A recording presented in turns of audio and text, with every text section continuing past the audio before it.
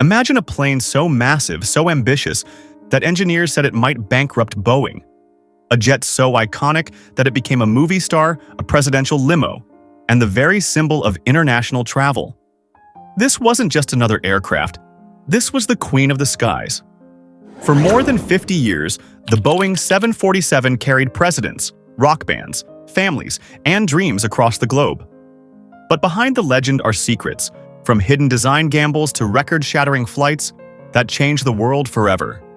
This is the untold story of the Boeing 747. In the 1960s, the name Boeing was already becoming synonymous with boldness in the skies. The company had delivered the 707, the jet that introduced the world to mass air travel. They followed it with the 727, a short to medium-range jetliner, and the 737, a compact workhorse that would eventually dominate domestic routes. But in those years, Boeing wasn't yet the aerospace giant we think of today. They were just one of several major American manufacturers competing for contracts, struggling for dominance in an industry that was moving faster than ever. Air travel was exploding, and passenger demand was climbing far beyond what existing jets could handle. Airports were packed, airlines were desperate for larger aircraft, and Boeing saw an opportunity that most thought was impossible. Build a jet twice as large as any other the size of anything that had ever flown. The idea seemed reckless. Even Boeing's competitors thought the concept bordered on science fiction. But Boeing's engineers, led by the legendary Joe Sutter, decided to gamble everything on this radical project. What they created would not only reshape Boeing's future, it would reshape the very way the world traveled. The aircraft became known as the Boeing 747. And hidden within its story are secrets and facts that most people have never heard. Moments where design compromises became legends, and flights once thought impossible became part of aviation history. Secret 1. The accidental icon. When people think of the 747, one feature always comes to mind: the hump. That graceful upper deck curve is instantly recognizable anywhere in the world. It looks elegant, purposeful, even futuristic. But here's the truth. That hump wasn't designed for passengers at all. In the mid-1960s, Boeing's leadership believed the future of aviation would be supersonic. The Concorde was in development. The United States had its own supersonic transport project, and many believed that by the 1970s, every major passenger flight would break the sound barrier, which meant that Boeing's new jumbo jet might only be useful for a few years before becoming obsolete. So when Joe Sutter's team designed the 747, they built it with cargo operations in mind. They envisioned a future where the jet would carry freight, not people. That distinctive hump? It was a practical solution. By placing the cockpit above the main deck, Boeing could design a nose section that swung open like a giant door, making it possible to load massive cargo directly into the fuselage. But something unexpected happened. The hump gave Boeing the space for a partial upper deck, an area that airlines quickly converted into a luxury lounge or extra seating. Pan Am, the launch customer, fitted its upper deck with a piano bar in the 1970s, turning flights into cocktail parties above the clouds. And the nose? That became one of the most coveted seating sections in aviation. Unlike any other commercial airliner, the 747 allowed passengers to sit ahead of the pilots. In those nose seats, travelers experienced takeoffs and landings from a perspective even the cockpit crew couldn't enjoy. What began as a cargo-loading necessity became a global icon, an accident of design that gave the 747 its unmistakable silhouette. To this day, even a child with a pencil can sketch that hump and be instantly understood. Secret 2. The supersonic subsonic. It's easy to assume that modern aircraft, designed with powerful computers and advanced materials, would outclass a design from the 1960s. But when it comes to speed, the 747 still refuses to be beaten. Most modern long-haul airliners like the Boeing 787 Dreamliner or Airbus A350 cruise at around Mach 0.80, roughly 530 miles per hour at altitude. Efficient, reliable, but not blisteringly fast. The 747-400 and 747-8, however, cruise at Mach 0.85, about 564 miles per hour. That small numerical difference translates into dozens of minutes saved on transoceanic flights. One of the most dramatic demonstrations came in February 2020. A British Airways 747-400 flying from New York to London caught a powerful Atlantic jet stream. With favorable winds pushing it forward, the jet completed the crossing in just 4 hours and 56 minutes. That shattered the subsonic record and came shockingly close to the flight times once reserved for the supersonic Concorde. What's more remarkable is that this speed advantage came not from futuristic technology, but from engineers working in the 1960s with slide rules and wind tunnels. They created a design so aerodynamically efficient that no subsonic commercial jet has surpassed it in raw speed. Even now, when you board a 747, you are sitting in an aircraft that can fly faster than anything else still in service, a machine whose performance hasn't been outpaced for more than half a century. Secret 3: The Flying Rescue Mission. For most people, the 747 is a symbol of long-haul vacations, business trips, or glamorous intercontinental journeys. But in one extraordinary case, it became a lifeboat for an entire community. In May 1991, Ethiopia was on the brink of civil war. Violence threatened thousands of Ethiopian Jews, who faced persecution and possible death if they remained in the country. In a desperate bid to save them, the Israeli government launched Operation Solomon, a secret airlift designed to bring the community to safety in Israel. The logistics were staggering. Thousands of people had to be moved across Africa within a tiny 36-hour window. The solution was the Boeing 747. El Al, Israel's national airline, stripped a 747-400 of nearly all its interior furnishings, leaving only bare floors and walls. What happened next stunned even the crew. On one flight, 1,088 people boarded the jet, more than double its certified passenger capacity. Passengers crammed shoulder to shoulder, filling every inch of space. During the journey, 2 babies were even born on board. To this day, that flight holds the record for the most passengers ever carried on a single aircraft. And more importantly, it saved over 1,000 lives in one single mission. It proved something about the 747 that few had ever considered. Its structural strength and design margins went far beyond normal expectations. In a moment of crisis, when lives hung in the balance, the 747 became more than just a plane. It became salvation. Secret 4: The Analog Masterpiece. Today's airliners are marvels of digital technology.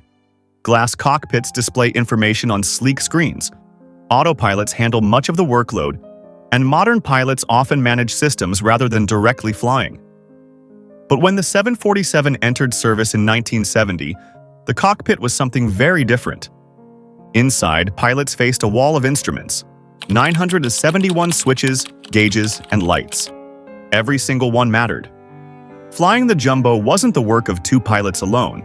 It required a third professional, the flight engineer. The captain and first officer managed the controls, but the engineer monitored fuel flow, electrical systems, pressurization, hydraulics, and environmental controls. Keeping the massive jet safe meant constant adjustments, teamwork, and vigilance. This created a culture that many veteran aviators look back on with nostalgia. Crews formed bonds on long-haul flights, working in rhythm with one another, developing rituals and camaraderie that made the cockpit feel like its own little world. Pilots who mastered the 747 earned deep respect. It was not just another type rating, it was a badge of honor. The analog nature of the cockpit also gave aviators a tactile connection with their machine. Each switch, each gauge movement provided feedback that linked human and machine in a way today's touchscreen systems can't replicate. One 747 captain described it best. Flying the 747 wasn't just about getting from A to B. It was about commanding a machine that had a soul. The Boeing 747 may look like a symbol of triumph today, a crown jewel of aviation, the queen of the skies. But behind the elegance and glory lies a story that nearly destroyed Boeing itself. Building the 747 wasn't just another airplane project. It was a make-or-break gamble, so audacious that one mistake, one delay, or one miscalculation could have erased Boeing from existence. In the late 1960s, Boeing wasn't the aviation giant we think of today. Back then, it was still fighting for dominance against rivals like Douglas and Lockheed. Commercial aviation was booming, but competition was brutal. Airlines demanded larger planes, governments poured billions into supersonic projects, and fuel efficiency was a growing concern. Boeing's executives realized that if they wanted to lead the industry, they had to swing for the fences. And so, they put everything on the line for a revolutionary idea: the world's first jumbo jet. But building a plane of this size required more than just ambition. It required an army of engineers, unprecedented facilities, and billions of dollars that Boeing didn't really have. The gamble was enormous. The stakes, even bigger. Secret 5: The audacious gamble. When Boeing committed to the 747, it wasn't a small step forward. It was a leap into the unknown. The project called for the largest passenger aircraft ever built, one that could carry more than 400 people at once, double the capacity of anything flying at the time. To make that dream a reality, Boeing needed to invent nearly everything from scratch. The numbers alone were staggering. 6 million individual parts had to be designed and assembled. 171 miles of wiring had to run through the aircraft. 5 miles of tubing would feed its hydraulic systems. Over 75,000 technical drawings were created by hand, long before computers could simplify the task. It wasn't just the airplane that was enormous. Boeing had to build an entirely new factory to put this beast together. That facility became the Everett factory in Washington state, and it still holds the record as the largest building in the world by volume. To this day, the structure is so massive that it creates its own weather patterns inside. Early workers claimed to see tiny clouds form near the roof from the mix of heat and humidity. The people who worked on the 747 project were nicknamed the Incredibles. Thousands of engineers, technicians, and designers pushed themselves to the absolute limit. Deadlines were crushing, problems seemed endless, and the future of Boeing rested on their backs. Many worked 60-hour weeks, often sleeping in their offices. One engineer later admitted, "We didn't know if it would fly, but we had no choice but to make it work." The financial risk was equally massive. By the late 1960s, the 747 program had already cost over $1 billion. That's more than $9 billion in today's money. That amount wasn't just a lot for Boeing, it was more than the company's entire net worth at the time. If the 747 failed, Boeing would fail with it. The gamble was so bold that even the banks grew nervous. At one point, Boeing's creditors had doubts about whether the company could ever repay its loans. Internally, executives referred to the project as betting the company. And they weren't exaggerating. But then, on February 9, 1969, the gamble paid off. The prototype 747, nicknamed the City of Everett, lifted off for the first time. It flew smoothly, gracefully, almost as if it had been waiting all along to take its place in the skies. For Boeing, it was more than a test flight. It was survival. The 747 wasn't just a plane, it was proof that Boeing's gamble had worked. Still, the challenges weren't over. In fact, some of the biggest breakthroughs of the 747 came not from its initial design, but from how it was forced to adapt. Secret 6: The redesigned revolution. When the 747 was first envisioned, Boeing considered making it a full-length double-decker airplane. After all, more space on top meant more seats, more passengers, and more revenue. On paper, it seemed like the perfect solution. But there was a problem. The FAA requires that all passengers must be able to evacuate an aircraft in 90 seconds. With a full double-deck design, evacuation tests repeatedly failed. Imagine hundreds of passengers trying to rush down staircases from the upper deck in an emergency. It just wasn't practical. Safety regulations forced Boeing to scrap the idea. Instead, engineers settled on a compromise: a partial upper deck, just large enough for a lounge or premium seating. That hump, originally nothing more than a side effect of designing a cargo-friendly nose, became the 747's unmistakable silhouette. This wasn't just about looks. The redesigned hump had real advantages. The cockpit's raised position meant that a nose cargo door could be installed, allowing the 747 to serve as both a passenger and cargo aircraft. At the time, many industry experts believed that supersonic aircraft would soon dominate long-distance passenger travel. So, Boeing ensured the 747 could survive in a cargo-only role if airlines abandoned it. Ironically, the supersonic revolution never arrived. Concorde flew, but its limited range, high costs, and sonic boom restrictions kept it niche. Instead, it was the subsonic 747, with its redesigned hump, that conquered the skies. The very compromise that seemed like a limitation gave the 747 its adaptability and extended its life far beyond anyone's expectations. The upper deck lounge also became a cultural icon. In the 1970s, airlines installed cocktail bars, piano lounges, and even spiral staircases leading to private seating areas.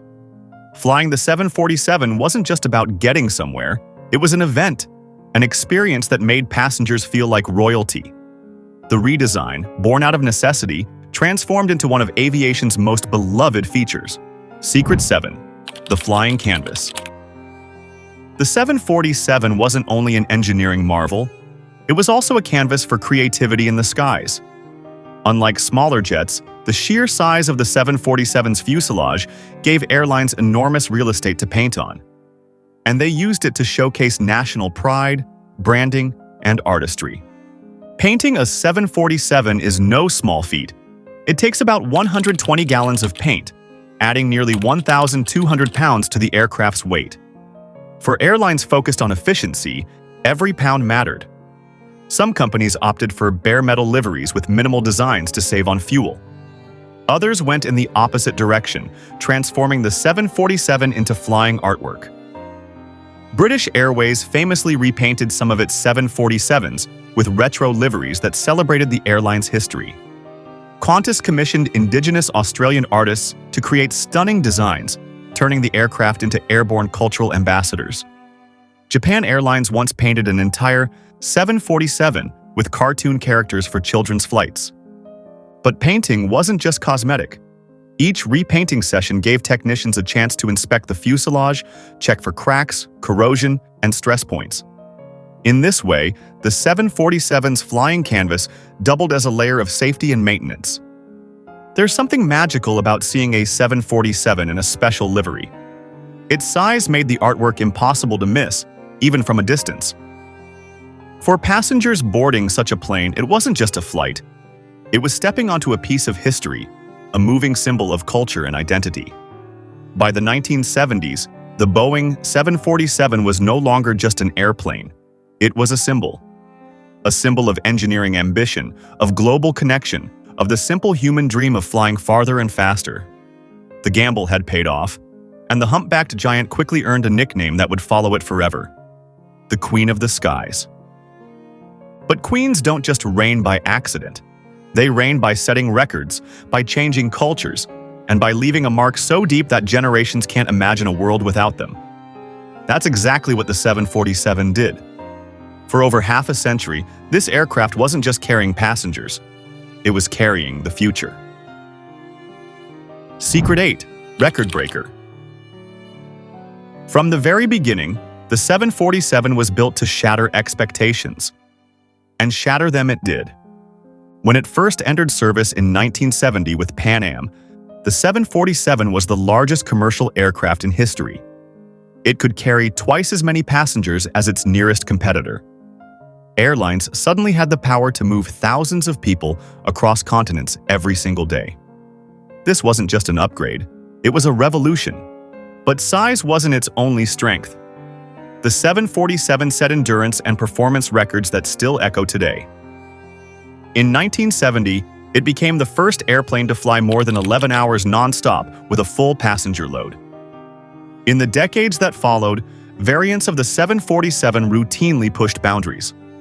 The 747 SP, Special Performance, was the first commercial airliner capable of flying more than 12,000 kilometers without refueling. In 1989, Qantas used a 747-400 to fly non-stop from London to Sydney, a distance of over 17,000 kilometers. At the time, it was the longest non-stop flight in history. The 747 wasn't just setting records in the air, it also became the most produced wide-body aircraft in history, with more than 1,500 built. For decades, no other jet even came close. The Queen wasn't just large, she was powerful, dependable, and almost untouchable. And in the process, she turned something once unthinkable, global air travel for ordinary people, into reality. Secret 9. The People's Plane. Before the 747, flying was a luxury. Seats were expensive, tickets were rare, and long-haul journeys were reserved mostly for the wealthy or the elite. If you weren't a diplomat, a movie star, or a business tycoon, the odds of crossing the Atlantic by plane were slim. The 747 changed everything. With its massive capacity, airlines could sell more tickets at lower prices.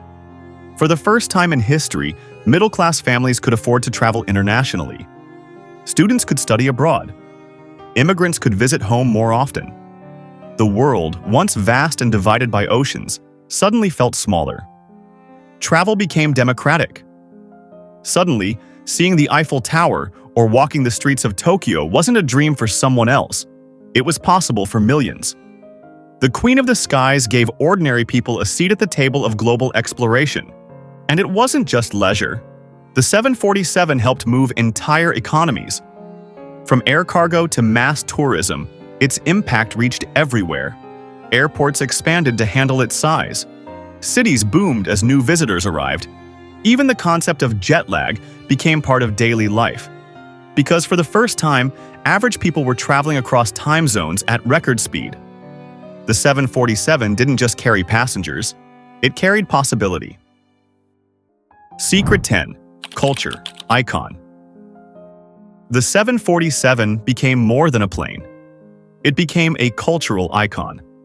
It starred in Hollywood movies like Air Force One and Die Hard 2, where its unmistakable hump became shorthand for long-haul travel and high-stakes drama.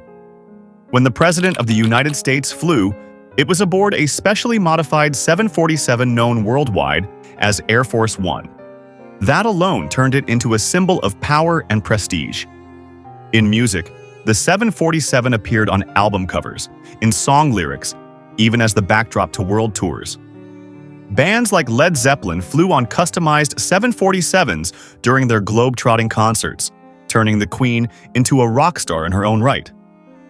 In popular imagination, if you thought of a plane, you thought of the 747. It wasn't just a machine, it was the airplane. The very shape of the hump became a universal sign for international travel. And yet, for all its prestige, the 747 never lost its humanity. Millions remember their first long-haul flight on one. Couples got engaged at its lounges. Children pressed their faces against its windows in wonder. Families said goodbyes and reunions in its seats. The Queen of the Skies became part of human stories in a way no other plane has ever matched. But every reign must end. By the 2000s, aviation had changed. Airlines no longer wanted giants that carried 400 or 500 people at once. They wanted smaller, more efficient twin-engine jets like the Boeing 787 Dreamliner or Airbus A350.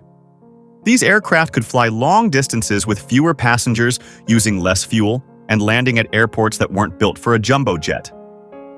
Slowly, airlines began retiring their 747 fleets. Pan Am was long gone.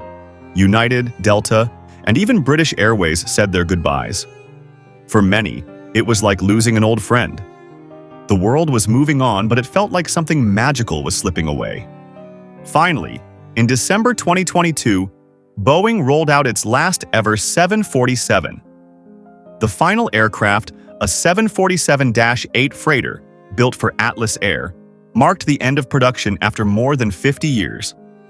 At the ceremony, thousands of workers and aviation fans gathered in the Everett factory, the same place where the gamble had begun half a century earlier. There were tears, applause, and a quiet sense of awe. The Queen of the Skies had made her final bow. The Boeing 747 was never just an airplane. It was a revolution, a record setter, a flying palace, a cultural icon, and above all, a bridge between people. For over 5 decades, it carried dreams, hopes, and possibilities across oceans. It shrank the world, it democratized travel, and it gave humanity the wings to become truly global. As the last 747 took off, the world didn't just say goodbye to a machine. It said goodbye to an era. But legends never really die. The Queen of the Skies lives on, in every story told by passengers, in every photograph of that graceful humpbacked silhouette, and in every corner of the world that she helped connect. The world may have moved on to newer aircraft, but for millions, when they think of flying, they will always think of the same thing. The Queen, the Boeing 747, forever in the skies.